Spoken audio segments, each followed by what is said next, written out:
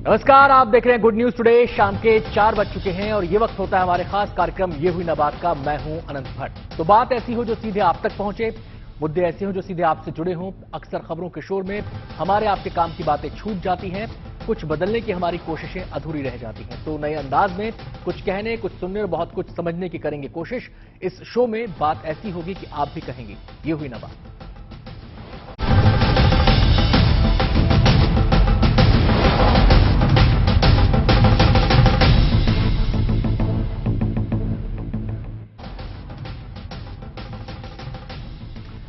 तो नवरात्र का आज 8वां दिन है। महाअष्टमी पर मां के महागौरी रूप की पूजा का विशेष महत्व है। वैसे नवरात्र का हर दिन शक्ति की भक्ति का विशेष महत्व होता है। ग्रहों के संयोग ने इस बार महाअष्टमी को और भी खास बना दिया है। यह ऐसा शुभ संयोग है जो 700 साल बाद आया है। इसका क्या महत्व है, क्या हो सकता है प्रभाव, महाअष्टमी पर क्या है संध्या पूजा की विधि विधान, साथ ही रामनवमी पर कैसे करें मनोकामना पूरी करने वाली पूजा, हर पहलू पर बात होगी। खास मेहमानों का पूरा पैनल हमारे साथ होगा। चर्चा को हम आगे बढ़ाएं, अपने मेहमानों से आपका परिचय कराएं, उससे पहले ये रिपोर्ट आपको दिखाते हैं। की उपासना करने के लिए आज महाअष्टमी के दिन हम मनसा देवी पहुंच चुके हैं और यहाँ पर सीधे आपको हम दर्शन कराते हैं माता मनसा की, जो कि खुद शक्ति स्वरूपा है और इस वक्त यहाँ पर मौजूद है। मंदिर मंदिर गूंजा मां का जयकारा। माता के दरबार में हमेशा भक्तों की भीड़ रहती है, भक्तों का तांता लगा रहता है। इस समय चौक में बड़ी काली जी मंदिर में हम हैं और भव्य श्रृंगार मां का किया गया है। खास बात यह है कि यहाँ नारायणी स्वरूप में मां काली की पूजा होती है। 700 साल बाद बना नवरात्र पर शुभ संयोग। ये स्थिति कहती है कि महाअष्टमी पर बहुत शुभ संयोग है। शुभ संयोगों में 3 चीजें महत्वपूर्ण होती हैं: बृहस्पति, शनि और नक्षत्र। तो बृहस्पति अपनी राशि में, शनि अपनी राशि में, नक्षत्र पवित्र बना हुआ है। तो इस हिसाब से बृहस्पति और शनि की जो स्वराशि की स्थिति है और जो सूर्य की स्थिति है बृहस्पति के साथ, ये स्थिति कहती है कि महाअष्टमी पर बहुत शुभ संयोग है। और चूंकि बृहस्पति अपनी शुभ स्थिति में बैठे हुए हैं, इसीलिए इस संयोग के लाभ ज्यादा है। ज्योतिष की माने तो गुरु इस समय स्वराशि मीन में है और आज उन्हें इसी राशि में अस्त होना है। इसके बाद मेष राशि में बुध का गोचर होगा। दूसरी तरफ सूर्य मीन राशि में और शनि कुंभ राशि में विराजमान है। वहीं शुक्र और राहु मेष राशि में बैठे हुए हैं। ज्योतिषियों का कहना है कि ग्रहों का ये संयोग पूरे 700 साल बाद बन रहा है। मान्यता ये है कि इस शुभ संयोग में मां से की गई हर मनोकामना पूरी होती है। देखिए, बृहस्पति अगर अच्छा हो और उस समय आप प्रार्थना करें, पूजा करें, उपासना करें, तो वो प्रार्थना पूजा शुभ फलदायी होती है। इसलिए इस महासंयोग के प्रभाव में अगर आप पूजा उपासना करते हैं तो आपकी मनोकामना पूरी होगी। महाअष्टमी के बाद कल नवमी की भी पूजा होनी है। नवरात्र के 9वें दिन मां सिद्धिदात्री की पूजा अर्चना होगी। शास्त्रों में मां सिद्धिदात्री को मोक्ष की देवी माना गया है। मां सिद्धिदात्री को माता सरस्वती का रूप भी माना जाता है। नवमी तिथि पर कन्या पूजन का भी विधान है। मान्यता है कि नवमी के दिन कन्या पूजन से जातक को शुभ फलों की प्राप्ति होती है। नवरात्रि की नवमी तिथि पर मुख्यतः प्रातः काल माता सिद्धिदात्री की पूजा होती है और नवमी तिथि पर भगवान राम का जन्म भी हुआ था, तो मध्य दोपहर में भगवान राम की पूजा होती है। लेकिन जो महानवमी की पूजा है वो नवरात्रि की नवमी तिथि पर मध्यरात्रि के समय में की जाए। आस्था और भक्ति के दृष्टिकोण से नवरात्र का हर पल पावन है, हर क्षण पवित्र है। लेकिन इस बार महाअष्टमी ग्रहों का ऐसा संयोग लेकर आई है जो सदियों में एक बार आता है। आज महाअष्टमी है और मां के दरबार में उनके नाम की जय जयकार गूंज रही है। यही सनातन परंपरा का वो संस्कार है जिसमें भक्ति भी है, शक्ति भी है। हरिद्वार से श्वेता झा और लखनऊ से शिल्पी सेन के साथ bureau report, good news today.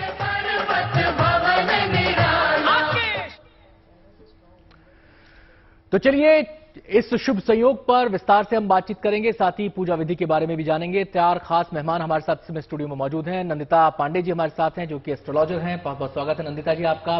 Sanjay Sharma ji हमारे साथ इस चर्चा में शामिल रहेंगे।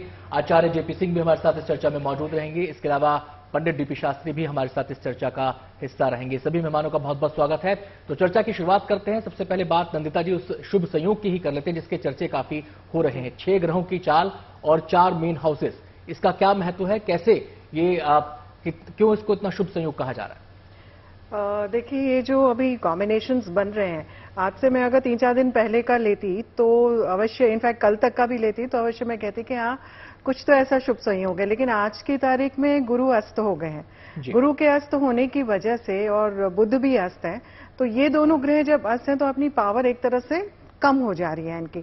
लेकिन अष्टमी तिथि का ये जो संधि योग, संधि पूजन का जो समय बन रहा है, इस समय योग रवि योग चल रहा है, ये बहुत अच्छा है। जो 4 मेजर हाउसेस में आप बोल रहे हैं कि 6 या 7 प्लैनेट्स है, उसको क्या होता है, केदार योग बोला जाता है उसे। और ऐसा कभी जब होता है कुंडली में तो कहते हैं यश मान सम्मान की वृद्धि कराता है। तो ऐसे योग में जब कोई आप पूजा अर्चना करते हैं तो आपको अवश्य उसके शुभ फल प्राप्त होते हैं। लेकिन इस समय जो योग बन रहे हैं वो ट्रांजिट में है, यानी कि बुध लगभग अंत अपनी उस डिग्री में है जहां से वो एक घर से दूसरे घर में गोचर करने वाला है। गुरु अस्त हो गया है, गुरु अभी पूरा 1 महीना अस्त रहेंगे। इसी के साथ साथ जो शुक्र भी अभी थोड़ी देर पहले ही गए हैं, वहां पे शिफ्ट हुए। लेकिन जो ट्रांजिशन बनती जा रही है वो आपकी इतनी पावरफुल नहीं है कि ये एक मिथ जरूर मैं देख रही थी कि बहुत ज्यादा इंटरनेट में फैल रहा है, इसकी तरफ नहीं जाइए। लेकिन जो अष्टमी का महागौरी की जो एनर्जीज होती हैं या सिद्धिदात्री माँ की एनर्जीज होती है वो जरूर पावरफुल इस समय बहुत ज्यादा हो रही है। और इस समय आप कोई भी चीज करेंगे आपको अवश्य उसका बहुत अच्छा फल मिलेगा। जी, जेपी सिंह जी का मैं यहाँ पे रोक करना चाहूंगा। सिंह साहब, जो अभी नंदिता जी ने बात कही है कि ये ट्रांजिशन, तो ये ट्रांजिशन इसका क्या महत्व है और कैसे ये प्रभावित कर सकता है आने वाले दिनों में? नमस्कार। देखिए, सर्वप्रथम हमें समझना है कि ट्रांजिशन है क्या। जब भी कोई ग्रह परिवर्तन करता है इसी ग्रह राशि में तो निश्चित तौर पर उसका जनमानस पे प्रभाव पड़ता है। पर संयोगवश जब ऐसे मुख्य ग्रह जैसे शनि, बृहस्पति, ये अपनी स्वराशि आ जाएं और उसके साथ ऐसी युतियां बन जाएं नक्षत्रों के साथ, तो जैसे अभी नंदिता जी ने कहा, बिल्कुल ठीक कहा कि इस वक्त जो योग बन रहे हैं ये कोई ऐसे नहीं है कि जो हमें बताया जा रहा है मिथ के तौर पे कि 700 वर्ष में यह। हाँ, ये निश्चित तौर पर जैसे 30 वर्ष में शनि एक राशि में परिवर्तित होते हैं, पूरा भ्रमण करके आते हैं अपनी कुंभ राशि में या मकर राशि में, तो उसको 30 वर्ष लगते हैं। उसी तरह से बृहस्पति को अगर हम देख लें तो ये एक सौभाग्य है कि इस युति जो एक अष्टमी की तिथि पे आ रही है और निश्चित तौर पर ये जनमानस पे पूर्णतः फलीभूत होगी और लाभ लेगी। हाँ, ये जरूर जान लेना जरूरी है कि हमारी पत्रिका में शनि और बृहस्पति की स्थिति क्या है, तो उससे और अधिक लाभ मिलता है। और अगर उसके साथ में हम एक चीज और जोड़ लें कि हम अपने जीवन यापन का जो तरीका है या जीवन शैली है उसको इससे जोड़ लें तो बहुत अच्छा है। क्योंकि शनि जो चाहते हैं वो न्यायप्रिय ग्रह हैं, और न्याय की बात करें, सत्य की बात करें तो निश्चित तौर पर यह लाभ देगा ही देगा। और वहां बृहस्पति सात्विकता की बात करता है तो वो आपको सात्विकता की तरफ से आगे बढ़ाएगा, और ये भारतवर्ष के लिए, पूरे समाज के लिए बहुत उत्तम है। जी, संजय शर्मा जी का मैं यहाँ पे रुक करना चाहूंगा। संजय जी, जब बात ग्रहों के गोचर होने की होती है, उनके ट्रांजिशन की होती है, उनके ट्रांजिशनल फेज की होती है, तो कहते हैं कि एनर्जीज भी उस समय शिफ्ट हो रही होती है, और जब एनर्जीज शिफ्ट होती हैं तो वो भी अपना प्रभाव छोड़ती हैं। पॉजिटिव और नेगेटिव दोनों होते हैं, या फिर जिन ग्रहों की स्थिति के हिसाब से केवल पॉजिटिविटी है या केवल नेगेटिविटी है? देखो, ग्रहों की अपनी एक स्थिति है, हर ग्रह अपने आप में एक बल देता है। जैसे चंद्रमा को जो है हमारे मन का प्रतीक माना गया है, सूर्य को आत्मा का माना गया है, बुध को हमारे वाणी का प्रतीक माना गया है, गुरु को हमारा ज्ञान का, मज्जा का प्रतीक माना गया है, शुक्र को हमारे जीवन में लग्जरी का प्रतीक माना गया है, ऐसे ही शनि को हमारे जीवन में पावर का प्रतीक माना गया है। तो ऐसे ही हर ग्रह का अपना एक प्रभाव है जीवन के अंदर, और उसकी एक एनर्जी लेवल है। जो आप देखें कि अभी शनि जो है कुंभ राशि में विराजमान है, और हंस और मालव्य दोनों योग बन रहे हैं, और केदार योग भी जैसे नंदिता जी ने बताया, ये सारे योग अभी बन रहे हैं। और ग्रहों की जो स्थिति बदल रही है इस वक्त, जो सारे ग्रहों की आप देखें, बृहस्पति अपने घर में बैठे हैं, देवगुरु बृहस्पति अपने घर में है, शनि अपने घर में बैठे हुए हैं। और आज का जो दिन है विशेष दिन, आज चंद्र मंगल योग, महालक्ष्मी योग भी बन रहा है, जिसमें चंद्रमा और मंगल की जो है युति एक साथ है मिथुन राशि के अंदर, जो बुध के घर के अंदर है। और बुध के नक्षत्र में गुरु भी बुध के नक्षत्र में बैठे हुए हैं, और बुध आजकल जो नीच राशि में, डेबिलेटेड हाउस में है। तो आज के दिन मैं सबसे बड़ी बात कहूंगा कि मीठी वाणी का प्रयोग करें, और कहते हैं कि शब्दों का सही इस्तेमाल करें, ग्रहों की अपनी एनर्जी है जो अच्छा और बुरा, कहते हैं कि मनसा वाचा और कर्मणा, हम मन से, वाणी से और कर्मों से जो है पवित्र हो जाते हैं अगर हमारे ग्रह हमारे साथ अच्छा फल दे रहे हैं। और सूर्य हमारे शरीर के अंदर एक आत्मा है और आत्मकारक अगर बलवान हो जाए, सूर्य उच्च राशि की तरफ अग्रसर हो रहे हैं तो जब उच्च की तरफ आएंगे तो हमारी आत्मा शुद्ध और पवित्र हो जाएगी। और जैसा शास्त्री जी ने कहा कि पूरे ब्रह्मांड में इसका क्या असर पड़ेगा, मैं सबसे पहली चीज अपने देश की बात करूंगा। भारत के लिए सबसे उत्तम रहने वाला है, भारत देश के लिए, और पूरे संसार के ऊपर तो देखो अच्छे बुरे प्रभाव पड़ेंगे, पर हमारा देश प्रगतिशील है, हमारे देश के ऊपर, हमारे जनमानस के ऊपर इसका बड़ा अच्छा प्रभाव पड़ने वाला है ग्रहों का। और ये ग्रह बड़े शुभ कार्य हैं। और जो मां दुर्गा का जो संयोग बन रहा है आज के दिन, जो निशा रात्रि में, वो बड़ा अच्छा है। इस दिन, आज के दिन पूजा करने से आपके जो भी पुराने पाप कर्म है सब जो है हट जाएंगे और आपकी सारी की सारी इंद्रियों को जो है आपको बैलेंस करने के लिए कुछ मंत्रों का उच्चारण करना चाहिए। ओम यम कम जम शम रम लम ह्रीम ओम स्वाहा, ये मंत्र किस प्रकार से बोलना है? ओम यम, जितनी एक सांस हो उन इंद्रियों को बैलेंस करने के लिए आपको मंत्रों को उच्चारण करना चाहिए। और मंत्र जो है दुनिया में एक फ्रीक्वेंसी लेवल पे काम करता है, जैसे आप म्यूजिक सुनते हो 98.4 पे, इसी प्रकार से मंत्रों की एक अपनी शक्ति है और जो नेगेटिव ऊर्जा को खत्म करके पॉजिटिव ऊर्जा जीवन में लाती है। इस पर भी बात करेंगे संजय जी। अब मैं डीपी शास्त्री जी को यहां पर रुख करना चाहूंगा। शास्त्री जी, मंत्र की बात हुई है, जप की बात हुई है, पूजा आराधना की बात हुई है। देखिए, जो सुबह की पूजा है वो हो चुकी है, कन्या पूजन भी हो चुका है, अब आती है सांध्यकालीन पूजा की बात। और सांध्यकालीन पूजा के बाद एक रात्रि पूजा का भी जिक्र आता है। तो सबसे पहले हम सांध्यकालीन पूजा की बात करते हैं। बहुत सारे लोग ऐसे होंगे जो आज भी व्रती होंगे, जो हो सकता है अपने काम से घर से बाहर हों इस समय, तो उनके लिए बताएं कि वो अपने कार्यस्थल पर रहकर कैसे मां की आराधना कर सकते हैं, किन मंत्रों के द्वारा कर सकते हैं, और जो लोग घर पे हैं, जो विधि विधान से पूजा करना चाहते हैं शाम को, वो क्या करें? देखिए, तो बहुत सारी शुभकामना। ज्ञान नामापि चेतांसी देवी भगवती हिसा बलादा कृष्ण मोहाय महामाया प्रक्षति। ज्ञानियों की जो ज्ञान की शक्ति मां भगवती है, आज अष्टमी तिथि है, महागौरी की तिथि है और नवमी तिथि कल लगेगा, भगवान का जन्म उत्सव मनाया जाएगा। गुरु का नक्षत्र मिलेगा, बल्कि आज आद्रा नक्षत्र है। आज सबसे बड़ा योग है चंद्र मंगल का योग है। ये योग ज्योतिष में लक्ष्मी नारायण का योग माना जाता है और ग्रह की चर्चा तो चल ही रहा है, बल्कि नवरात्र नवधा भक्ति है। अष्टमी तिथि जो है अपने आप में परिपूर्णता की प्रतीक है। जो सफेद रंग है ना, अपने आप में बहुत बड़ा जीवन के लिए सादगी का कारक माना गया है। माँ का जो वस्त्र सफेद है, माने समझिए ब्रह्मचारिणी से जन्म लेकर के, माने शैलपुत्री ब्रह्मचारिणी, चंद्रघंटा कुसुमंडा, स्कंद माता, कात्यायनी, काल रात्रि, महागौरी, सिद्धिदात्री, ये नौधा भक्ति के 9 स्वरूप है।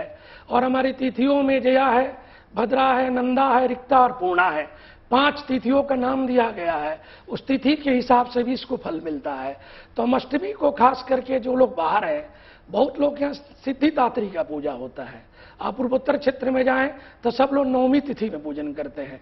यही नवरात्र आश्विन का हो तो विजयदशमी का लोग पूजन करते हैं, विजय के प्रतीक में करते हैं। बल्कि हम चैत्र के नवरात्र की चर्चा कर रहे हैं, तो सिद्धिदात्री के पूजन करने से अष्ट सिद्धि नवनिधि के दाता, ये सब सिद्धियां उसको जीवन में प्राप्त होती है।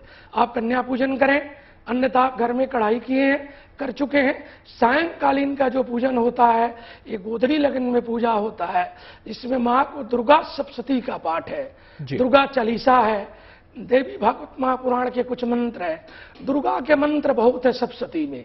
देहि सौभाग्यम आरोग्यम, देहि में परमम सुखम, रूपम देहि जयम देहि, यशो देहि दशो जहि, विद्यावंतम यशस्वंतम, लक्ष्मीवंतम जनम कुरु, रूपम देहि जयम देहि, यशो देहि दशो जहि, भाग्यम भगवती देहि में जो विश्वामित्र से वशिष्ठ इत्यादि सब ऋषियों के भाग्य को नित्य प्रतिदिन आशीर्वाद रूप में परिवर्तन कर दी।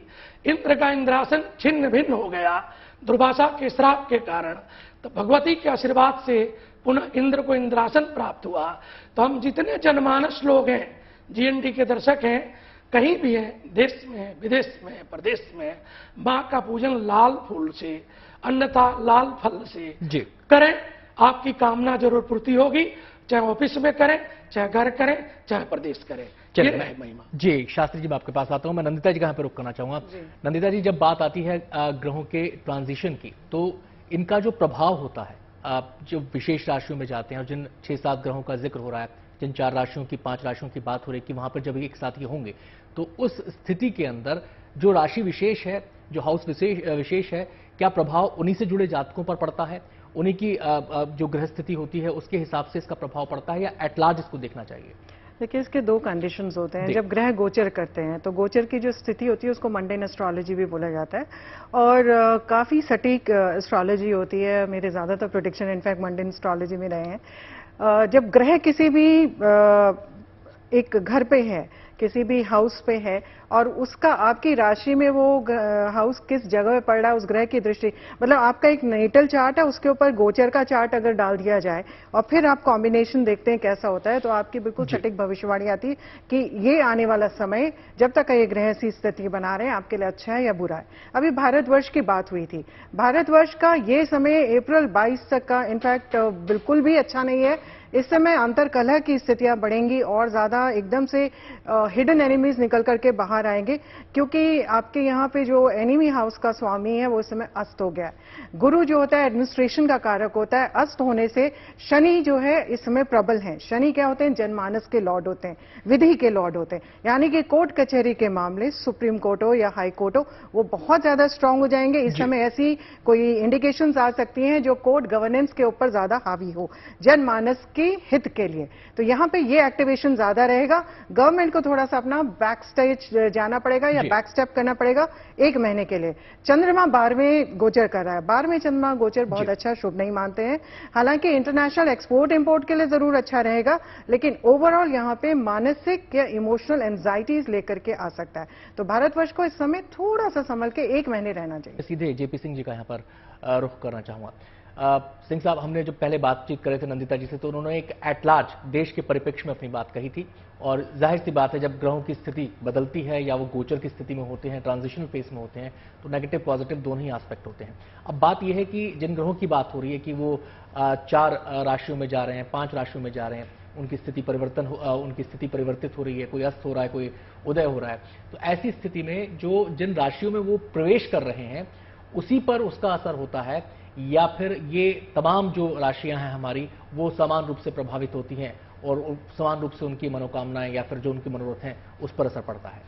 देखिए, बहुत उत्तम प्रश्न है आपका, क्योंकि हर व्यक्ति ये सोचता है कि अगर मान लीजिए कुंभ राशि में शनि आया है तो मेरा क्या लाभ होने वाला है इससे, मेरी तो मेष राशि है या मेरी मिथुन राशि है। देखिए, अगर हम पत्रिका को देखें तो ये 12 भाव और 12 राशियों का समावेश है। ये एक राशि या एक ग्रह से नहीं बनता है। कभी भी कोई ज्योतिषी एक ग्रह से पूरी कुंडली का गणना नहीं कर सकता। तो उसी तरह से अगर मान लीजिए कुंभ राशि में शनि है या मीन राशि में बृहस्पति है या बुध है, तो वो सब पर समांतर प्रभाव डालने वाले हैं। क्यों? क्योंकि किसी का लग्न सिग्न है, किसी का कर्क है, किसी का वृषभ है, किसी का मिथुन है। तो इस तरह से हर भाव से उसका प्रभाव पड़ेगा। उदाहरणार्थ, अगर सबसे पहली बात ले लीजिए कि अभी कुंभ में शनि है, तो सिंह लगन वालों के लिए सप्तम में शनि आ गया, तो अब सप्तम में उसका प्रभाव क्या मिलने वाला है? सप्तम का वहां पर अपने आपके स्पाउस के साथ में, आपके पति के साथ में कैसे संबंध होने वाले हैं, आपके स्वास्थ्य पे क्या प्रभाव देने वाला है। उसी तरह से अगर मान लीजिए यहां मेष लगन है, तो मेष लगन एकादश में आ गया, तो ये सब राशियों पे समांतर प्रभाव देते हैं। ये बिल्कुल नहीं सोचा जाना चाहिए कि ये उस राशि में है तो मेरे लिए क्या इसमें विशेष है। ये सब पर समांतर है। और दूसरी बात, सबसे महत्वपूर्ण बात, ये समझ लीजिए कि अगर आप ये सोच के चलते हैं कि पत्रिका में मेरे ग्रह कैसे हैं और जो गोचर में ग्रह स्थिति आई है, दोनों का, जैसे अभी बहन जी ने बात कही, गोचर को मिलाना बहुत जरूरी है जी। यहाँ गोचर का देखना जरूरी है। जैसे आज के परिवेश में हम आज बात कर रहे हैं, बहुत आपने अच्छा चर्चा रखी है जीएनटी ने कि आज के परिवेश में जो ये योग बना है ये क्या लाभकारी है। तो ये सबके लिए लाभकारी है और देश काल के लिए निश्चित तौर पर ये लाभ देगा ही देगा, और 12 राशियों के लिए हर जगह लाभकारी है। हाँ, गोचर में हमारी ग्रहस्थिति क्या है, हमारी पत्रिका की ग्रहस्थिति क्या है, क्या दशा चल रही है। अब किसी की शनि की दशा चल रही है और शनि पत्रिका में नीचस्थ बैठे हैं, तो वो उम्मीद कैसे करेगा कि शनि उसको लाभ दे जाएंगे। तो वहां निश्चित तौर पर उसको अपनी पत्रिका का वहां आकलन करना ही होगा, जानना ही होगा। संजय जी, आपसे मैं अब जानना चाहता हूं, जब बात आती है ग्रहों की स्थिति बदलने की, क्योंकि ग्रह अगर एक स्थिति से दूसरी स्थिति में गोचर हो रहे हैं तो बेसिकली उनका स्थान परिवर्तन हो रहा है जी। अब जब स्थान परिवर्तन, अगर हम अपना घर भी बदलते हैं तो उसके कुछ नियम कायदे होते हैं, उसके कुछ तरीके होते हैं, हम पैकिंग करते हैं, हम उसको ट्रक में सामान को केयरफुली रखते हैं। तो ऐसी स्थिति में जो जातक हैं, जैसे कि जेपी सिंह जी ने कहा कि हर जातकों, कोई भी जातक जो है किसी भी ग्रह परिवर्तन से उसको समग्रता में ही देखा जाएगा। तो ऐसी स्थिति में क्या इस दौरान जो संयोग है, जो महायोग है, उस दौरान क्या कुछ खास पूजा विधि होती है, कुछ तरीके होते हैं जिससे कि लोग उसका जो प्रभाव है वो सकारात्मक रूप में उन पर पड़े? जी, बहुत बढ़िया पूछा।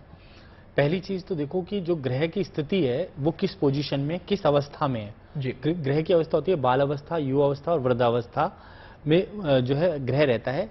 और जब कोई भी ग्रह जो है 30 डिग्री जब करते हैं, पूरे ब्रह्मांड की जो डिग्री है वो 360 है, उसको 12 से डिवाइड करा हमने, तो 30 डिग्री का एक ग्रह बनता है। और उस ग्रह को जो परिवर्तन होता है किसी भी ग्रह का, जैसे सूर्य 1 महीने में परिवर्तित हो जाते हैं, चंद्रमा 2.25 दिन में हो जाते हैं, मंगल 1 महीने में हो जाते हैं, बुध 1 महीने में हो जाते हैं, बृहस्पति 12 से 13 महीने में होते हैं, ऐसे शुक्र 1 महीने में हो जाता है। शनि अपना पूरा ग्रह परिवर्तन करने में, एक राशि से दूसरी राशि में जाने में 2.5 वर्ष लेता है।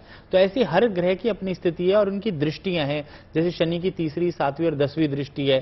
तो ऐसे हर ग्रह अपना प्रभाव दिखाता है और उन दृष्टियों के हिसाब से ही उन ग्रहों का रिजल्ट जो है हमारे जीवन में हमें प्राप्त होता है। और जिसकी, जैसे किसी का कोई ग्रह अष्टम भाव में आ रहा है, कहीं पे कोई ग्रह जो है अच्छी जगह पे अच्छा फल देगा। और जैसे जेपी जी ने बताया कि ग्रहों का जो है आचार, विचार और प्रभाव, ये सारी चीजें उसके अंदर होती हैं जैसे मानव में होती हैं। तो उसी के हिसाब से वो जब परिवर्तन लेता है, जैसे बुध नीच में बैठा हुआ है तो मीन राशि वालों के ऊपर उनकी जो वाणी होगी कहीं ना कहीं थोड़ी सी कड़वी हो जाएगी। तो जो ग्रह होता है, जब कोई भी ग्रह अपना परिवर्तन लेता है तो उसी हिसाब से उसके मन की स्थिति परिवर्तित होती है। अब जैसे किसी का मंगल जो है मिथुन राशि में भी चल रहे हैं मंगल देवता, तो मिथुन राशि वालों के अंदर एग्रेशन आ जाएगा। वो कहेंगे हमें थोड़ा सा ब्लड प्रेशर बढ़ रहा है हमारा। तो क्या है, ग्रह का अपना प्रभाव होता है। और वो ग्रह जब परिवर्तित होते हैं किसी घर से, जब आप भी अपना घर छोड़कर जाते हो तो किसी घर से जब दूसरे स्थान पर जब ग्रह जाता है, अगर अपनी मित्र राशि के अंदर जा रहा है तो बड़ा शुभ फली हो जाएगा। और शत्रु राशि में जाएगा, जैसे शनि सूर्य के घर में आ जाए तो वो क्या है कि शत्रुता जैसा व्यवहार करेगा। तो मतलब हर जातक को जो है अपनी ग्रह स्थिति के हिसाब से ही, बिल्कुल उनके ग्रहों के हिसाब से उस ग्रह की स्थिति और पूजा करनी चाहिए। और मैं यहाँ पे एक सप्तशती की बात भी जोड़ देता हूँ कि जैसे कोई बीमारी आ गई हमारे को किसी ग्रह से, तो हम रोगान शेषान पनहंसि रुष्टा रुष्टा तु कामान सकलान भीष्टान त्वमाश्रिता न विपन्न नारायणाम त्वमाश्रिता हर्षंतम प्रयांति। इस तरह के जो मंत्र हैं हमारे सप्तशती के अंदर, कुछ भी कोई रोग आ जाए, कोई भी पावर चाहिए, तो पावर के लिए या देवी सर्वभूतेषु शक्ति रूपेण संस्थिता नमस्तश्चै नमस्तश्चै नमस्तश्चै नमो नमः। अगर हम लो फीलिंग में जा रहे हैं तो शक्ति का प्रयोग कर सकते हैं। विद्या के लिए जैसे शास्त्री जी ने बताया, विद्यावंतम यशवंतम लक्ष्मीवंतम जन्म कुरु, तो ये वाले मंत्रों का प्रयोग कर सकते हैं। अगर हमें शक्ति, सामर्थ्य सब कुछ चाहिए तो सप्तशती का जो है सिद्ध कुंजिका स्तोत्र का पाठ करने से बहुत ही विशेष लाभ प्राप्त होता है हम सबको। मैं शास्त्री जी का यहाँ पे रुख करना चाहूंगा। शास्त्री जी, आप पूजा का पूरा विधान आपने भी उसकी व्याख्या की कि कैसे कैसे पूजा करनी चाहिए, किन पुष्पों के साथ अर्पण करना चाहिए। लेकिन पूजा की जब बात आती है तो कुछ बीज मंत्र की भी बात आती है, जिसको आप यथास्थिति, यथास्थान आप जिनका जप कर सकते हैं, ध्यान उनके जरिए आप लगा सकते हैं। तो क्या अगर हम माँ की पूजा की बात करते हैं, महागौरी की पूजा की बात करते हैं, सिद्धिदात्री की पूजा की बात करें, या फिर जब भी माँ का हम ध्यान करें, तो वो बीज मंत्र कौन से हैं? देखिए, 2 चीजें हम आपको बता देना चाहते हैं। एक 360 डिग्री की वो राशि होती है, राशियों की डिग्री 30 डिग्री का 360 बनता है। हमारे छोटे भाई बोल रहे थे ग्रह का तो बनता है, बल्कि 360 में ग्रह नहीं है, 9 ग्रह के अलग अलग हिसाब है। दूसरी चीज ये है कि शनि और बृहस्पति की चर्चा चल रहा है। बृहस्पति अस्त है, 1 महीना 28 अप्रैल तक अस्त रहेंगे। मांगलिक कार्य के लिए सब कुछ बंद हो जाएगा। लेकिन यहाँ सरस्वती की हम चर्चा करना चाहते हैं। जो बच्चे पढ़ने लिखने में कमजोर हैं, मंद बुद्धि के हैं जी, उनको अष्टमी और नवमी तिथि के दिन ओम ऐं सरस्वती बद बद स्वाहा, दोबारा बोल देता हूं, ओम ऐं सरस्वती बद बद स्वाहा, तुलसी के पत्र पे शहद लगा करके इस मंत्र को 11 बार पढ़ें।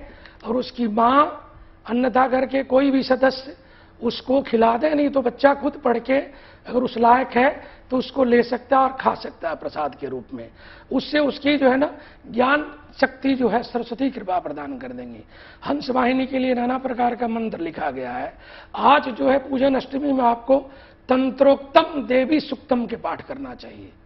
तंत्रोक्तम में क्या होता है कि दैहिक, दैविक, भौतिक तापा, 3 तरह का ताप अगर किसी ग्रह से है, व्यक्ति से है, स्थान से है, नजर से है, तो उस दोष का निवारण कर लेता है।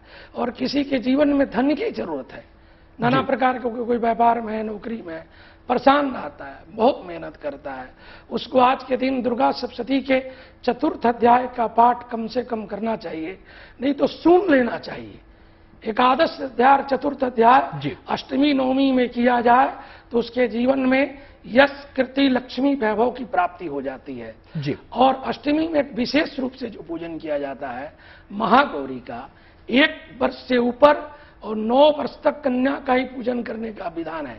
ब्राह्मण के कन्या अगर पूजन की जी, तो मैं शास्त्री जी थोड़ा सा मुझे समय की थोड़ी सी कमी है, मैं इस समय नंदिता जी का यहाँ पर रुकना चाहूंगा, क्योंकि संधि पूजा के बारे में भी यहाँ पर जानना जरूरी हो जाता है। संधि पूजा को लेकर भी लोगों के मन में बहुत सारी जिज्ञासाएं रहती हैं, तो नंदिता जी इस पर जरा प्रकाश डालें। जी देखिए, आज का दिन बहुत ही सुंदर दिन है।